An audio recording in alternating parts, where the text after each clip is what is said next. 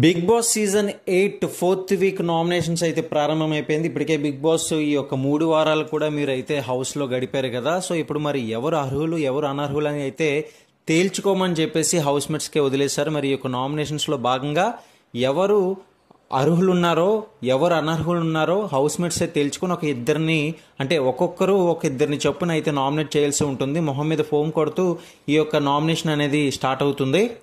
ఎప్పుడైనా నామినేషన్స్ ప్రక్రియ ఎలా ఉన్నదనేది అనవసరం, కానీ మనకి ఎప్పుడు కూడా నామినేషన్స్లో ఎటువంటి లాజిక్స్ మాట్లాడతారు, ఎటువంటి టైప్ ఆఫ్ గొడవలు జరుగుతుందని ఆడియన్స్ అంతా ఎంతగానో ఎదురు చూస్తూ ఉంటారు. ఇక్కడ నామినేషన్స్లో ముఖ్యంగా హైలైట్ చేసింది ఏదైనా ఉంది అంటే నబేల్ యొక్క ఫన్ అనమాట. సో నామినేషన్స్లో భాగంగా చాలా వరకు కూడా ఫన్ అయితే జనరేట్ చేస్తూ ఉంటాడు.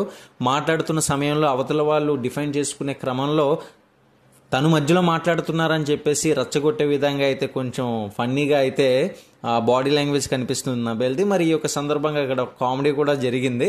అది మరి ఇంకా అది ఎంతవరకు దారితీస్తుంది, గొడవలకు వెళ్తుందా లేకపోతే అది ఫన్గానే ఉండిపోతుందా అనేది అయితే ఎపిసోడ్లో చూడాల్సిందే.